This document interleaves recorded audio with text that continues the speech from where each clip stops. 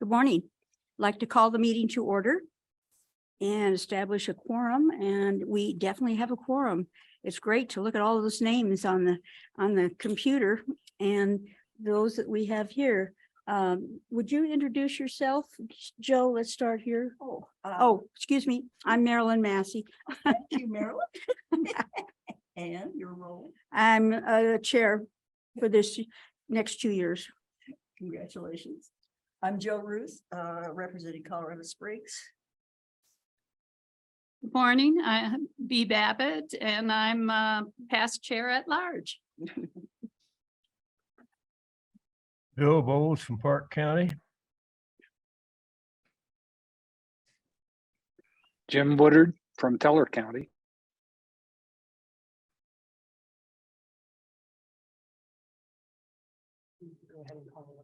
Okay, Debbie? And tell her she's on mute. You're on mute.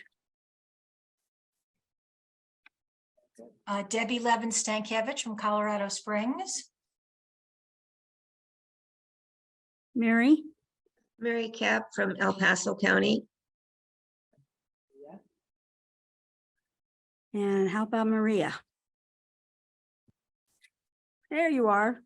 Hello, Maria Cordova with the Independent Center representing Colorado, El Paso County, Park County, and Teller County.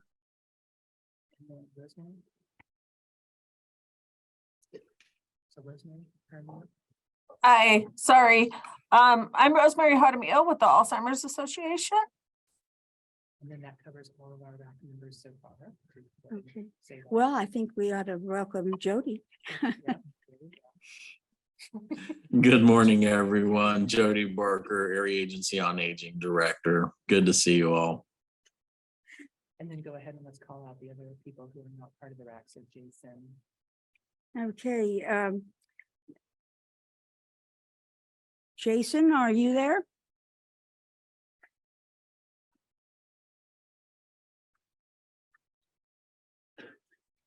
I am. Sorry about that. I was on mute. Jason DeBuena, Silver Key. Bill? Barbara. Barbara?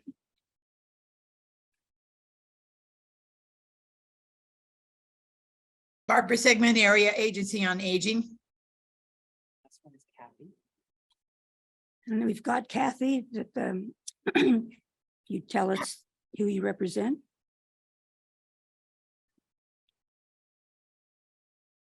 Yeah, I'm here, Kathy Lowry, Teller Senior Coalition.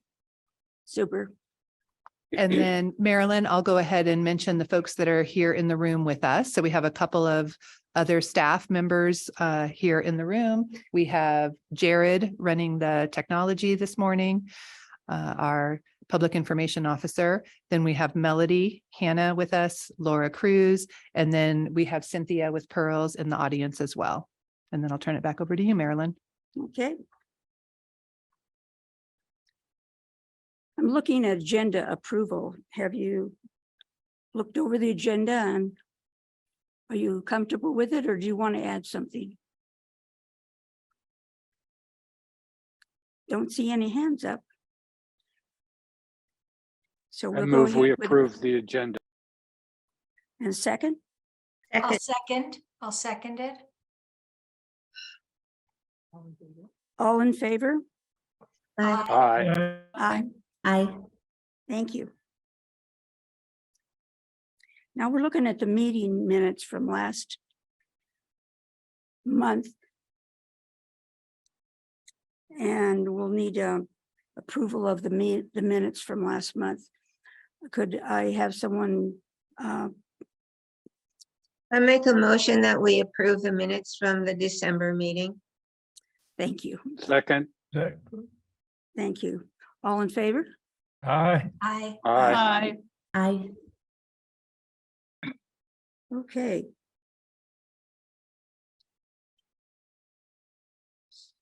There's a notice here that if you're wanting to add something to the agenda, public comments, the message is limited to 3 minutes per person, and it can be done here at the meeting, or it can be done on the virtual setup. But please, if you're going to request that, if you know ahead of time, please let us know so we can put you on the agenda. I think that refers to guests mostly rather than the members of the board. But Yeah. I'm not sure. That's correct. And you know that too.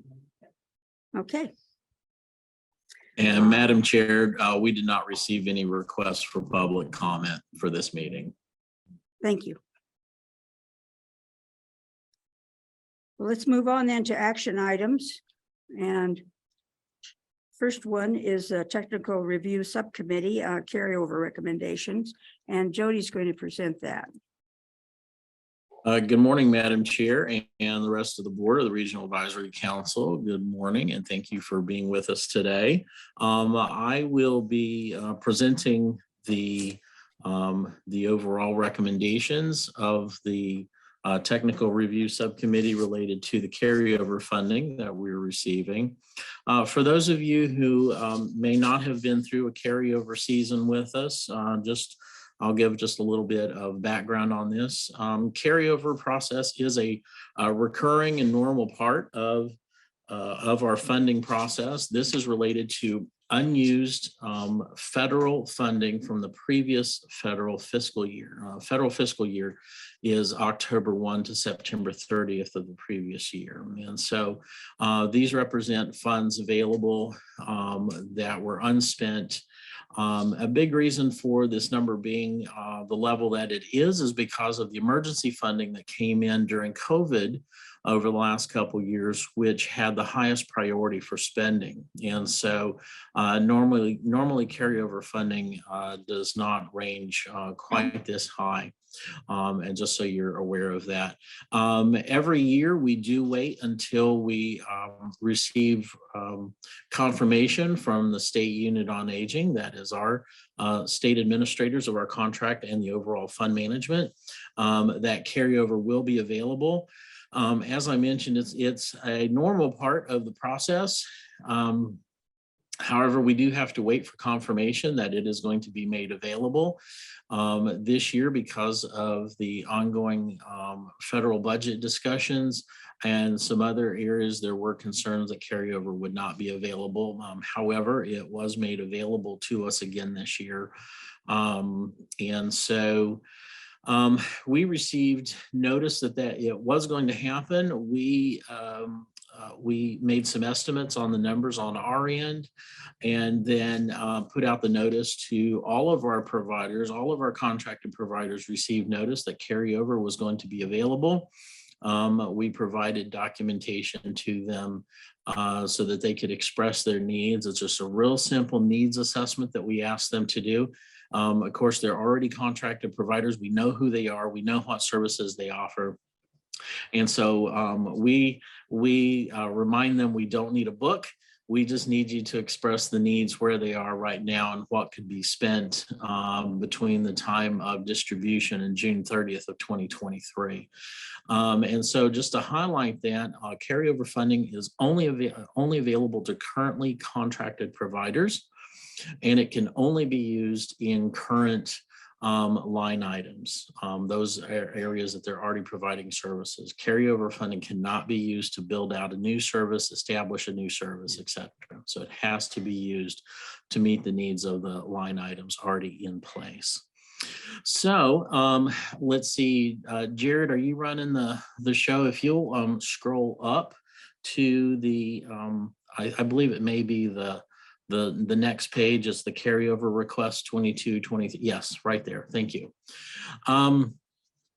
You will see that we had, I believe it's 11, 1, 2, 3, 4, 5, 6, 7, 8, 9, 10. Yes, we had 11 providers, including PPACG, submit requests for funding. The overall available funds are $852,259.23. However, we received requests in excess of $1.2 million. The overall requests were $1,276,709.20. This year, unlike past years, because of because the emergency the emergency declaration with flexibility in spending, carryover can be used for either services and or capital expenses. All right, so where we are right now is we received a request of 1.276 million. We had to whittle that down to 852,000 and change. So the steps that were taken, staff reviewed the request and determined that all requests were valid except for one. There was one request from Teller Senior Coalition for a website update, and that is not an allowable expense for these funds, and so that was removed. In Question addition, about that? yes, Mr. Woodard. So are the list of things that aren't allowed written down somewhere, or is that because it wasn't an existing line item, or what? No, website falls under marketing, and these funds cannot be used for marketing expenses. Okay, so that's an overall always, not just carryover funding. Yes, sir.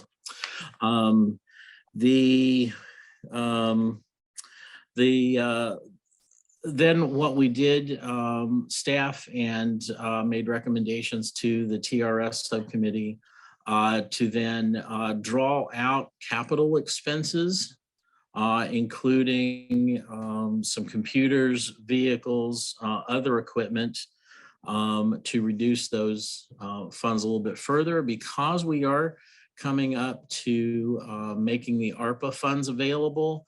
Our providers will be able to request those funds through the ARPA funding that's coming up soon. So you can see there was another $151,985 removed that were based on capital requests as well as vehicles. To get to our final number, our final distribution number, we then made a single reduction across all of the remaining funds, reduced all the requests at that point by 24.2%, and came up with the final distribution of $851,024.94. That does leave about $1,200 and change left for distribution, which we will do so. We will join that with some other funds that we will be distributing very soon. So are there any questions? Yes, Mary. What is the abbreviation ARPA? What does that stand for? Certainly, that is a new emergency fund that's been released nationwide. That's American Rescue Plan Act. Thank you. You're welcome. Any other questions based on these recommendations? Debbie? Yes, I have a question. How does the state of Colorado, obviously there's these funds across the entire state.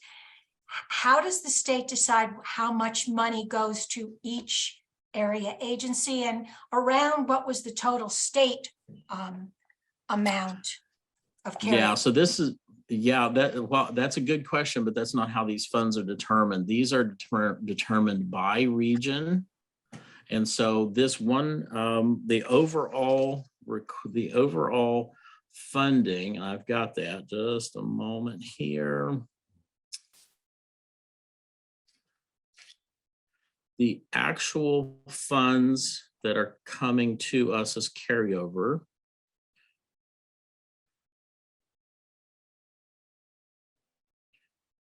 $85 are not jumping out at me. Just a moment here. I can answer that question. Just a moment. It's a little over $1 million. The $852,000 represents the reduction of the overall requests only by the the overhead administrative costs of managing the funds. Let's see here. The actual amount that is coming back into the region is 1.122 million. $1,122,131.97. The difference is our overhead for PPACG distribution and administration of the funds of 24.05%. And so this isn't determined by the federal funding formula. It is determined by each region. Does that answer your question, Debbie? It does. Thank you. Great. You're welcome. You're welcome. All the other funds, the ARPA funds, our regular annual funds, federal and state, all is distributed by that federal funding formula, of which we receive just a hair over 11% here in our region. Okay. So any other questions around, this is both in your packet as well as there on the screen. The total requests were, you can see those were even over the pre-overhead numbers, but the total requests were 1.276 million. We reduced that by the unallowable expense of $2,000, as well as the a variety of capital expenses that we are going to recommend those providers recommend when the ARPA funds are available. We reduce that an additional 151.985%. And then an overall across the board equitable reduction of 24.2% to get to that final number. Any other questions for me? No, I just have a comment. I want to thank the staff for coming up with this plan and doing it as quickly as possible. I know we want to get these funds out because they have to be spent by, I think, the end of June, right? That's correct. That's correct. In fact, I appreciate that observation. We turned around these recommendations to the TRS in less than a week, which I'm really appreciative of my staff for working through this, making the recommendations to TRS. The TRS then had several days to review, and there was some questions back and forth around some of the expenses, some of the requests.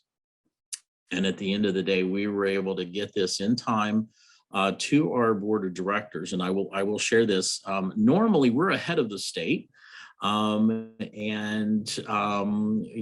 we have our figure determined by mid-November, early December, we go through this process. Normally at this part of the process, we have not received any confirmation from the state.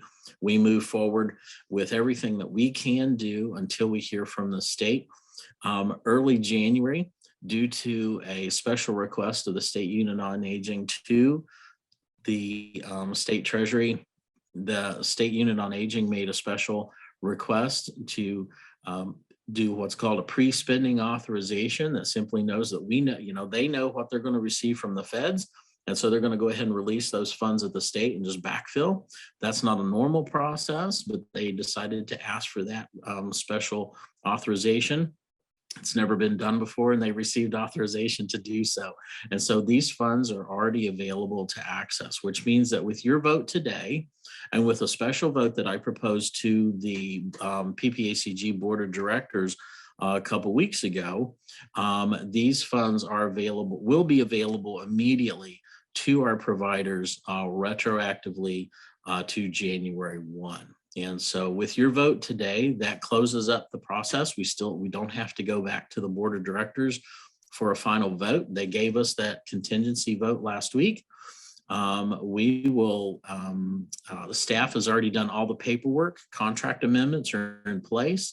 Everything is ready to go to proverbially flip the switch, as it were, for our providers to access these funds so that they have a full 6 months to use these funds.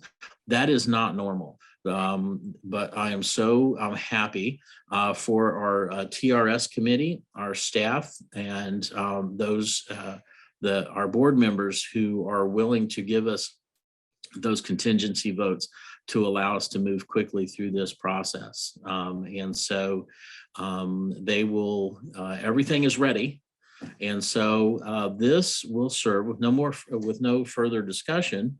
Or if there are questions, do let me know. But this serves, my presentation serves as the motion from the TRS to accept these recommendations and to continue moving forward with the distribution process. And I just want to make one other comment, Jody, if I remember correctly, when you sent this stuff out to the TRS committee, you noted that each of these programs was pretty much overspending based on your review, and therefore they were probably going to run out of money before June 30th, and this will help them continue to provide services. Yes, thank you for highlighting that, Debbie. That is correct. As part of the staff review of the request to determine what were allowable expenses, spend down was part of the review. All of these are at or above normal spend down percentages. And so we're all likely, as Debbie mentioned, all likely to run out of funds well before June 30th. Some of these are getting close to running out within the next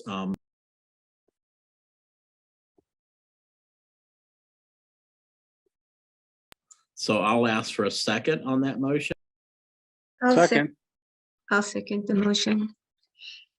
So which one should we go with? Let's try that one more time. A second.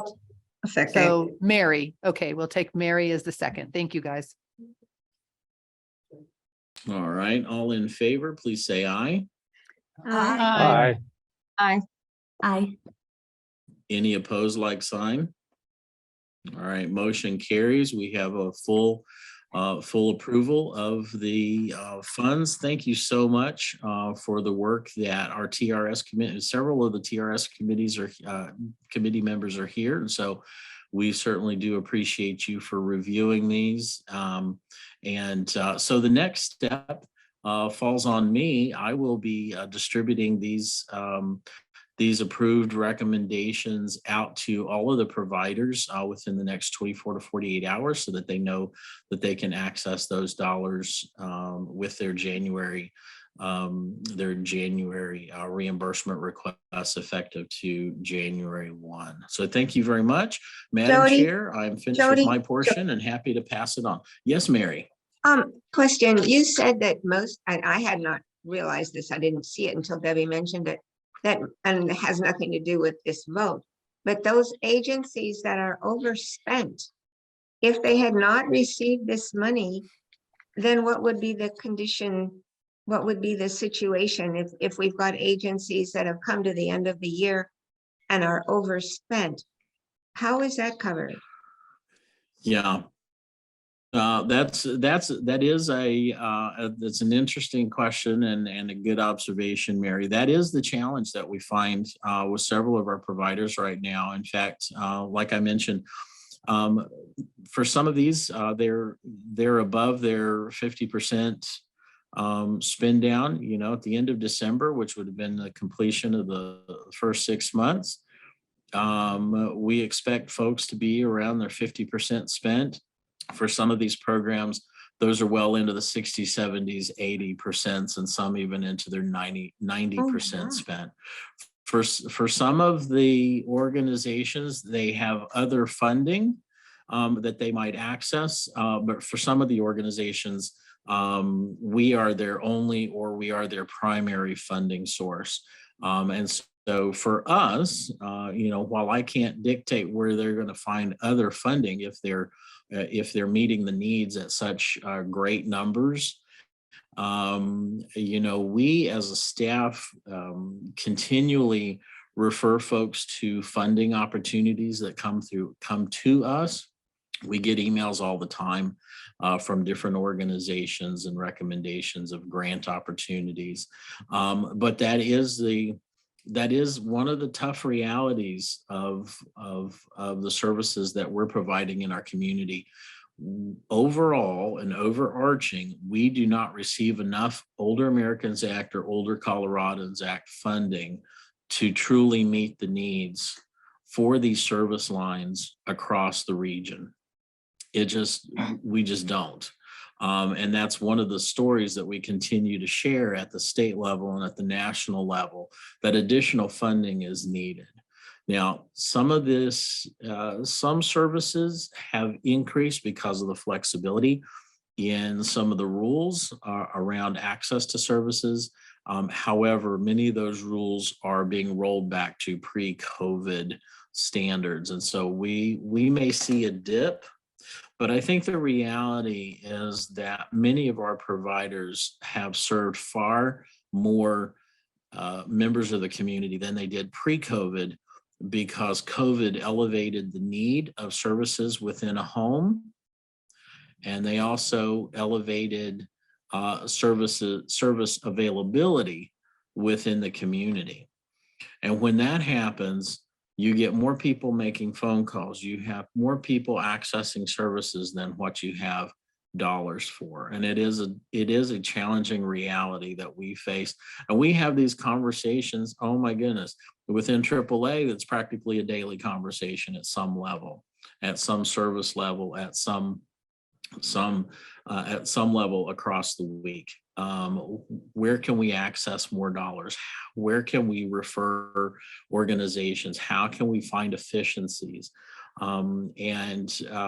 The long and short of it, like I mentioned, without getting into the weeds, is that every region, and this is national, this is not a region for El Paso, Teller, and Park County issue. This is a national issue where our federal dollars do not meet the overall arching need of the seniors across the nation.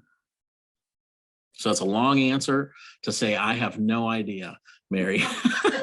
Well, we do what we can with ours. We look at opportunities for the funding, and just like we did in this case, because we will have these ARPA funding, which is specifically for capital expenses, we will be redirecting about 5 of our providers who had capital expenses to be sure that they access those dollars when this next funding opportunity comes out, so that we could get the carryover, which is specifically designed for program services in place.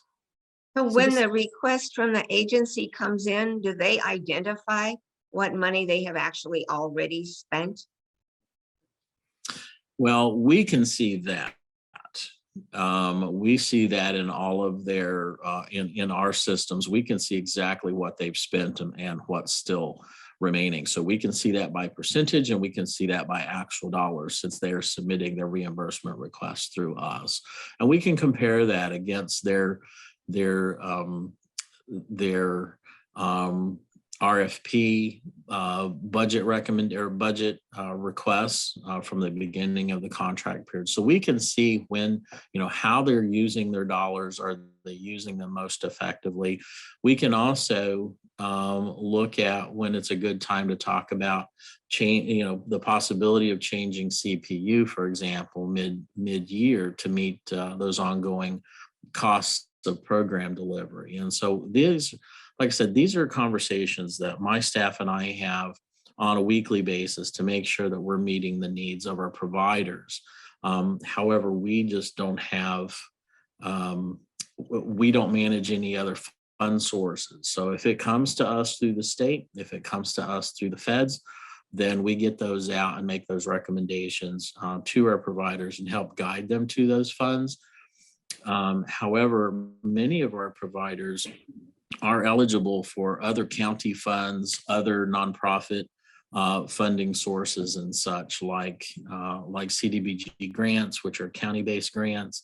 Many of them are also eligible for Next 50 Foundation grants, community health grants, and that kind of thing. So we try to help direct folks to those other funding sources as we can. And this is Melissa, and I just wanted to jump in for 1 second. in light of this conversation. As we put together the 4-year plan, one of the pieces that goes into that is talking about managing wait lists. And so looking at, this gap of funding and the need for services and capturing that in the 4-year plan. Well, we had some conversations about that just yesterday. Yeah, thank you, Melissa. Yeah, this is not a new conversation and it will never go away. That's unfortunately just the reality that we as AAA staff live within, and our providers live with every day as they get those requests for services. And how are they going to meet those needs across the community? So, all right. And now, if there's nothing more for me, Madam Chair, I'll hand it back to you. Thank you very much. Well, thank you. That was a great description, and that we needed to hear, because it's helpful for us to understand the steps so we can see the result. And I appreciate those questions, because I learned a lot too. And now we're going to appoint the subcommittees, chairs for the 3 committees. Right now, we don't have any presentations for this meeting.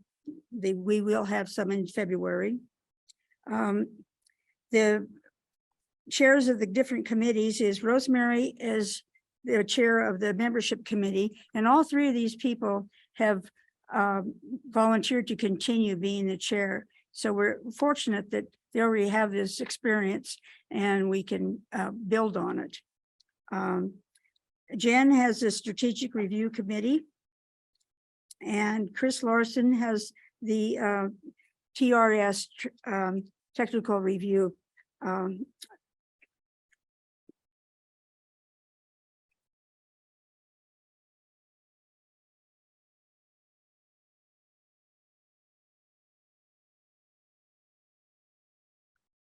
So thank you very much. Judy, do you have any more presentation on the director's report? No, the only thing I was going to share is there is just the that 4-year plan continues, and for sake of folks understanding the process, Jen as the chair, Melissa as the staff liaison, and many other volunteers, both from the SRS committee as well as other staff members and community providers, are meeting on a regular basis to provide final input into that area plan. The rough draft comes to me in the next week or so.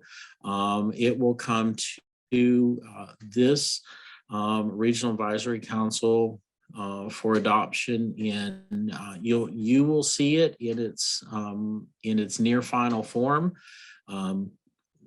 towards the end of February as part of the Regional Advisory Council packet that you receive in advance, and then that will go to our board of directors in the March meeting, and it has to be submitted to the state in its final form before the end of March. And so you will start seeing all the work that's been done by the SRS, as well as so many volunteers and RAC members, and just an ongoing thank you for the involvement and engagement of our RAC members. Especially, we were talking the other day, and I think every single RAC member was able to make it to. Even if they weren't on the SRS subcommittee, I think we were able to determine that every single RAC member at the time was able to make it to one of our community conversations. And I think that speaks a lot about this membership and how active you are in supporting the process. It's not just a checkbox once a month for a meeting, but you're fully engaged in the process, and that means a lot.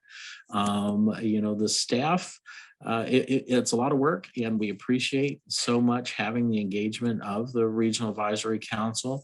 I will say, from a statewide perspective and a nationwide perspective, that this Regional Advisory Council is probably one of the most active that I hear about. And active in your engagement with our processes, active in your engagement with the meetings.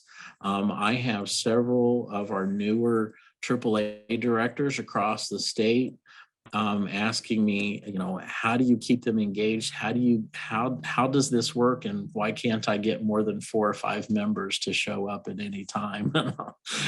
Like, I don't know, that's the magic of Region 4, I guess. We have a lot of dedicated community members. And so we're very, very fortunate. We don't take it for granted because we do hear some of those challenging stories across the region or across the state and the nation. So for me right now, it's a huge thank you to our Regional Advisory Council members, the extra focus that Jen and the SRS members are taking right now on this 4-year plan. Thank goodness it's only every 4 years, right, Jen?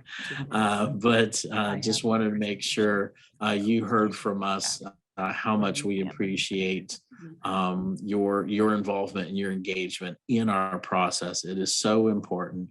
It is mandated within the Older Americans Act. And as I mentioned, even though it is mandated, many regions still struggle with their involvement and engagement by their regional advisory council members. And so we want to make sure that you hear that huge thanks from us. Aside from that, no, we are starting the legislative process within PPACG. As you know, we have Commission on Aging, which moved from the city to a regional focus. They have very new members and a very new process. And so our hope is to hit the ground running with them this legislative season to make sure that they're involved in that process. But we are looking at legislation that affects aging across the state. And of course, we always take that from a lens of the 3-county region. So, so more to come on that as we get started. We just had our first, I think technically our first PPACG Board of Directors Legislative Subcommittee this week. And so a lot more to come as we have updates for you. I'm happy to share that, even if that's not something that this committee focuses on. I do believe it's very important for you all to understand what's going on across PPACG, across everything aging that we have our hands in, and of course across aging as it relates to the other aging subcommittees. So with that, Madam Chair, I think that's what I wanted to share today. Thank you very much, everyone. Thank you. I overstepped on the membership committee subcommittees, and Rosemary, do you have anything that's happening about the membership? Do we have anybody that's in the process of applying? We do not have anybody, not that I know of. I don't know if Melissa has some insight into that, but I think we would really like to build the committee up because, we don't want to have an empty room. And as some of us go off, we want to make sure we have that covered. So if you know of anybody, just send them our way, either my way or Melissa's way. That would be great. And Rosemary and Madam Chair, I will mention that I did get an email from a person down in the Fountain area. The PPACG new chairperson, who is Mayor Thompson for the Fountain area, she has referred somebody to possible membership for the RAC. So we will be talking about that at our executive committee meeting next. So there might be someone else coming down to join us. So stay tuned for that. Nice. Thank you. Thank you. That's good to be knowing that's taken place. Jen, do you have some things you'd like to present? Just kind of echoing Jody, we've had a number of meetings with our subgroups based on the CASOA reports, namely the Care and Specialty Services, the volunteer subgroup, looking to improve services that will be available for community members. The Ombudsman group has met as well. We'll be having our targeting and outreach subgroup on Friday We're looking at how we can increase providers and increase awareness to the services that the AAA provides. And then we've got an equity subgroup as well. So all those things are kind of coming together to be put into consideration as we complete the draft on this 4-year plan. So it's been a really great process. I think that we've gotten a lot of voices heard. As Jody mentioned, we will be getting out that draft to you guys the week prior to our February meeting. So we do encourage you to take a look at that, read through that. If you have any feedback for us, make sure that it's given at the February meeting before we get that completed draft finalized and given to the PPACG so that they can sign off on that. That is our goal as we see it right now. But I really appreciate all of the support that we've had from the RAC and the members in our SRS. Everyone has been so engaged and very helpful at offering perspective and suggestions. So I thank everyone very much for that. And I'm excited for the final product as we get ready to roll that out. So thank you. I'm looking forward to seeing that myself, having attended one of your meetings yesterday. It was became clear to me just how complex it is. And I appreciate these opportunities that are being given where I can participate or not, or at least listen in on your committees, because I'm learning too. And I thought I knew a lot, and I've discovered I have a lot to learn. Thank you. And so Jen, well said. And I can't believe that as a quote unquote volunteer, you are keeping track of everything that's happening with the SRS subcommittee. So thank you for all of that and being able to summarize what you just did. Well done. And at this point, we wanted to take a minute to share with the RAC members because quite a while ago, we brought up some CASOA findings that were the state findings. And the CASOA is the tool that was done by the state to gather information for use in the 4-year plan. And so now we have the data for the 3 counties. And so wanted to get this in front of all of the RAC members and have an opportunity to just kind of show how things are for our particular region. And so the chart that's in front of you today shows on the far right the rankings and the findings for our region overall. And those are kind of percentages, you know, in terms of how many folks answered either in the positive or in the negative concern kind of thing. And then we have our 3 counties, Park, Teller, and El Paso County.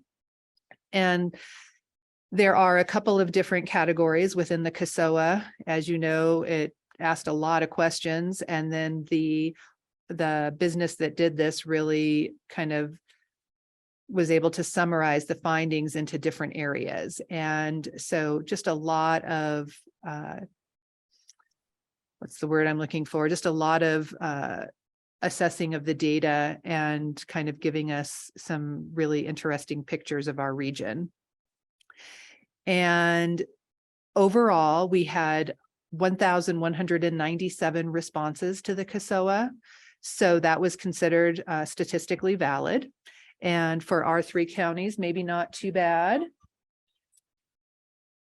And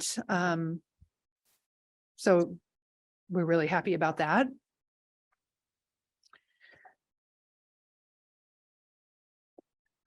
Okay. So I am happy about it. So going forward, looking at these, you know, different categories and the different areas that we had information about, it's kind of fun to see the differences in our 3 counties. I did highlight a couple of the areas that are somewhat low in ranking, and those are some of the pieces that the 4-year plan is looking to kind of focus in on and try to really draw attention to as we step into the next 4 years in our region.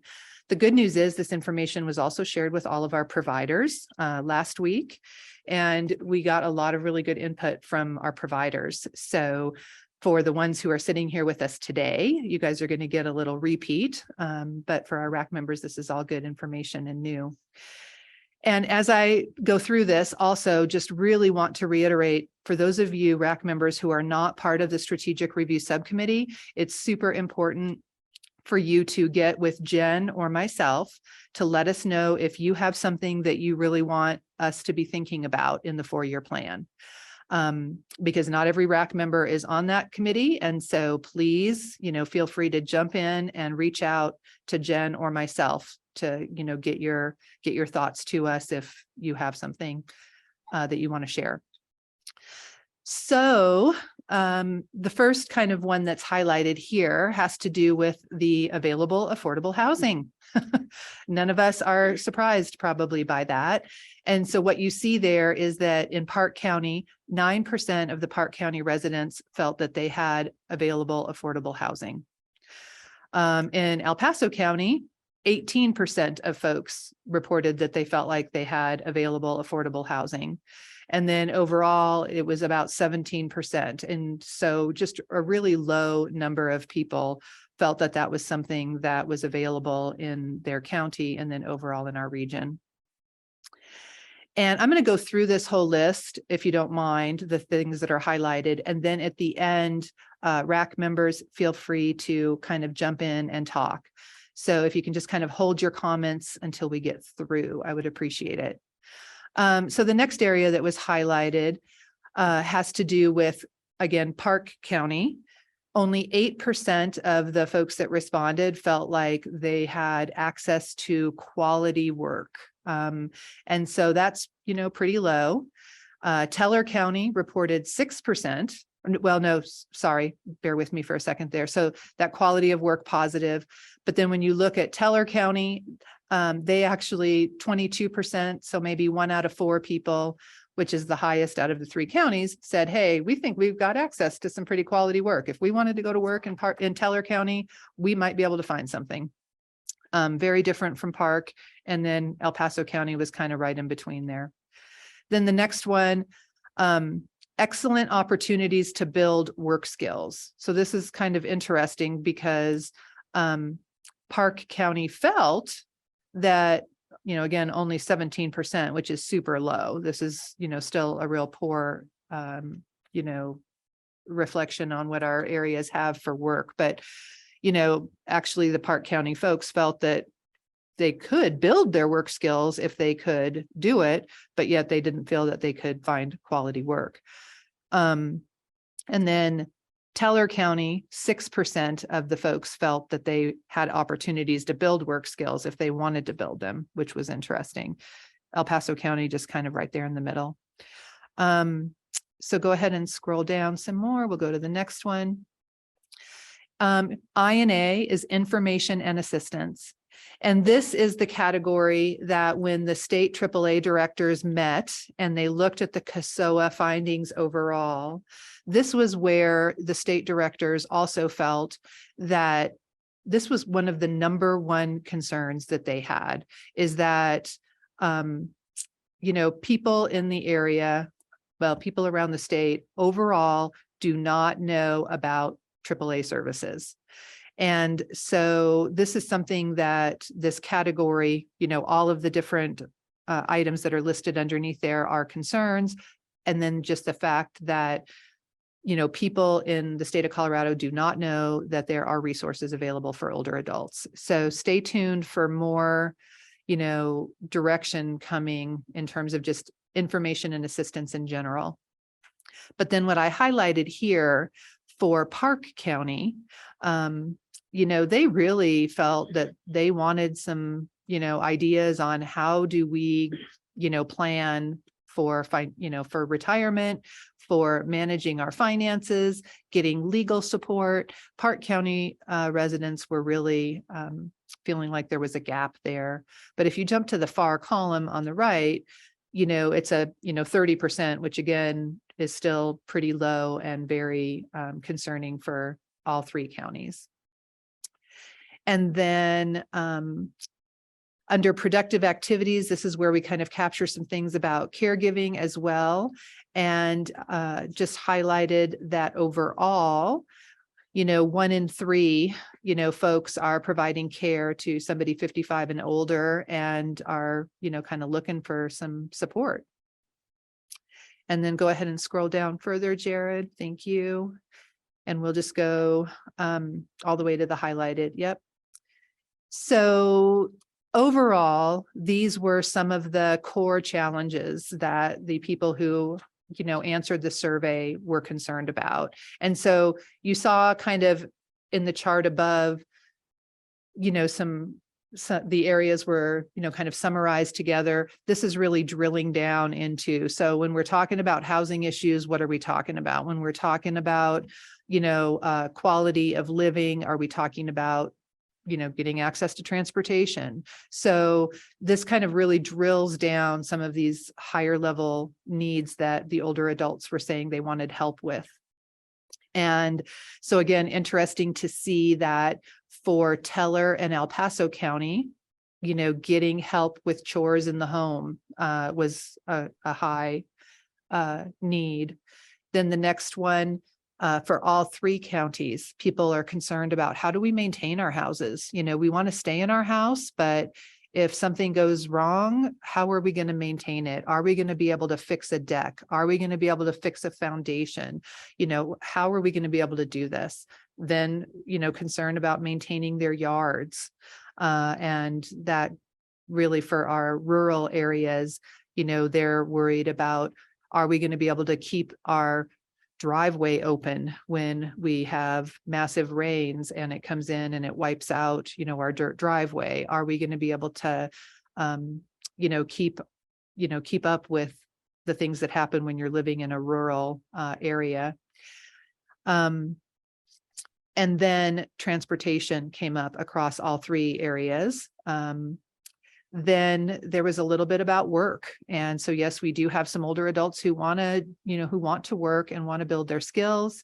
And then we had some folks asking and concerned about vision care and, taking care of their eyesight and having accommodations as they get older. So there's kind of a summary. And for those who received the invitation to the RAC meeting today, this was attached as one of the documents, so you can go back and dig a little deeper and look in and kind of take note for yourself what you're seeing there. And with that, I'd like to just open it up to our RAC members for comments or questions.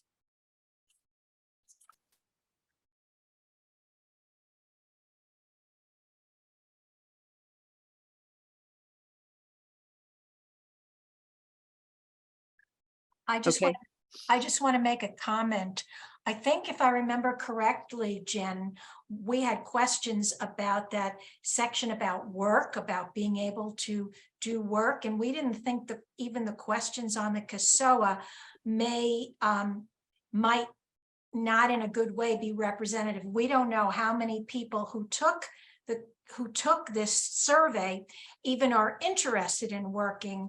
So we have no way of knowing if that 8% was, or that 9% was really low, or is not low, considering that most of the people were really not looking for work, if I remember correctly. Is that? Yeah, that's correct, Debbie.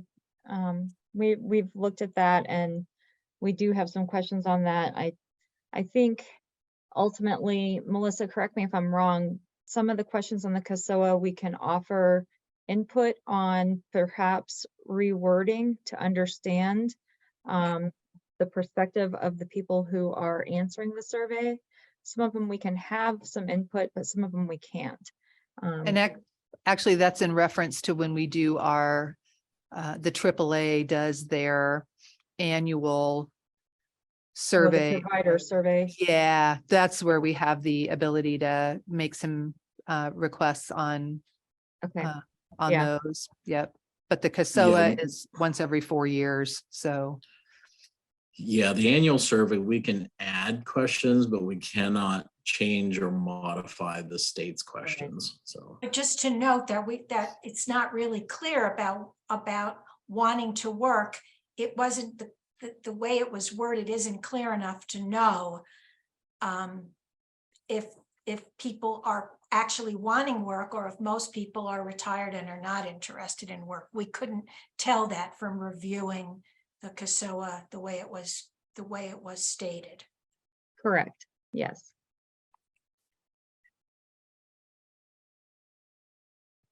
Any other comments or questions? All right, well, with that, I'll turn it back over to Madam Chair. Thank you. That was very informative. Thank you.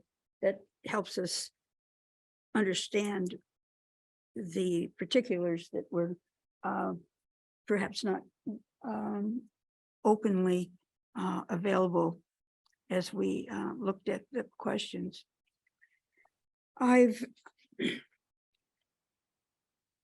Since this is my first meeting, it's asking me for a report, and report is that I'm looking forward to learning all these things, that I can be a more productive person. I've been on the RAC on and off for 8 or 9 years, but it's amazing how much there is to learn. And I've discovered today just how much I need to move forward. So I'm setting as a task for myself the opportunity to get involved with the different subcommittees. And I look forward to the next 2 years. Is there any discussion items that anybody wants to bring up? I have a discussion item. Good. Somewhat. What it is it's a celebration and a sincere thank you to our departing chairperson, Mrs. B. Babbitt. And so, you know, she did serve her last chair appointment in December, and it was kind of fast and furious when it came up. And so we do have a special gift to share with B today, and to say thank you for all you did and jumping in as you were a vice chair, and we had our chair have to leave us for a multitude of reasons, and you jumped right into that role as vice chair. And you also had served 2 full terms on the RAC as well. And we are fortunate to have B spending 1 more year with us as I forget what the term is that we put into our bylaws. I don't know if B or Jody can put that term out there. It's just as she introduced herself, she will serve as past chair. This is so we have some of her institutional knowledge and experience with us, and we're so grateful that she that she's willing to listen to my harebrained ideas sometime to say, hey, how can we keep B on for a little bit longer? So so she'll serve in the capacity as past chair. She will be able to share her experience and her knowledge with Marilyn as she supports that position. That's really what that's about, is a support position to the executive committee of the Regional Advisory Council. And because she has served on a variety of the subcommittees, in fact, I think you've served just about all 3 of the subcommittees in some capacity and at some time. So she was an excellent candidate for us to revise our bylaws to build this position, and we are so grateful to you, B, and so appreciative for your time.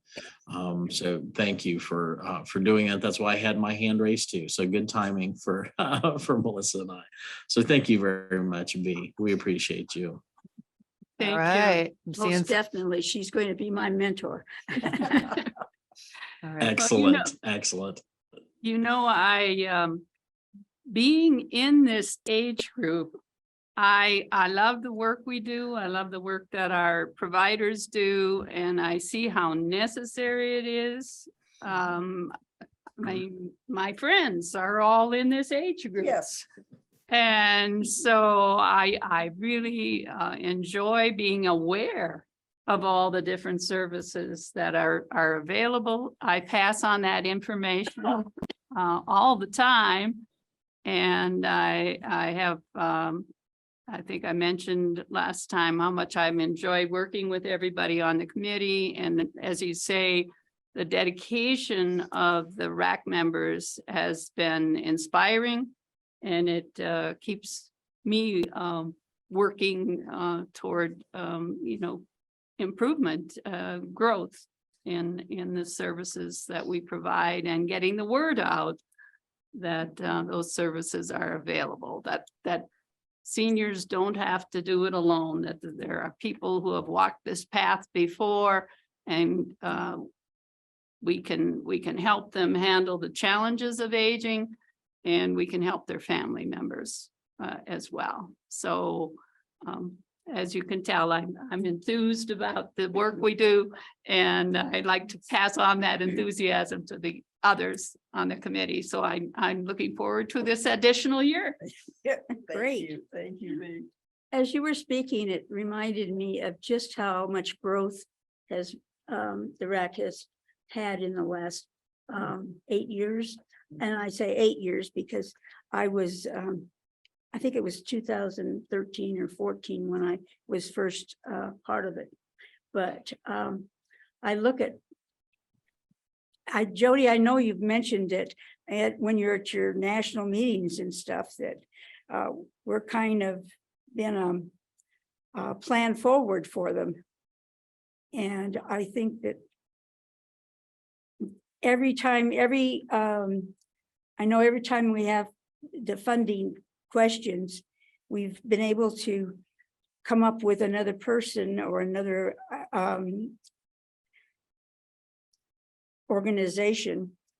And it's just like, I'm wondering where we can go from here. We can only go up, and we're excited about that. And we need your participation to make that happen. And I think it is happening now and will continue, but know that you're valued and appreciated, and look forward to seeing you next month, which is going to be February 23rd. Can't believe it's going to be February already. And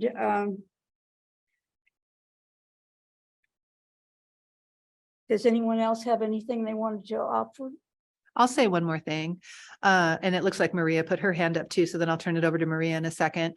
But I would like to just mention that as the staff have been talking about the 4-year plan and the volunteers and expanding volunteer opportunities, and just recognizing the time that people spend volunteering on the RAC. And as I look around at the folks that are part of the RAC and the level of professional knowledge and expertise that each of our RAC members brings, I am grateful for all of that. As I sit here in this room with the wonderful women on the RAC here, each of you have graduate degrees and experience and teaching experience and legal, a lawyer here, Marilyn. I'm really impressed with the professional skills that the RAC members bring.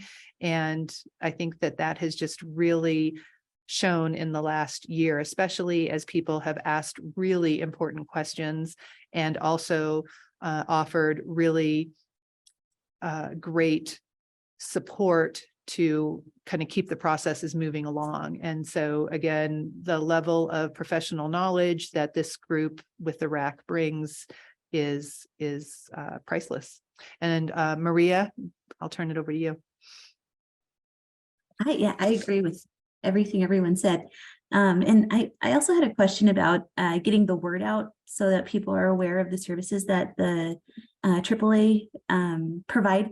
I've been having a similar issue with the Independent Center. I think a lot of it was COVID and turnover with just having to re-explain what we do and clarify what we do and what services we offer as well.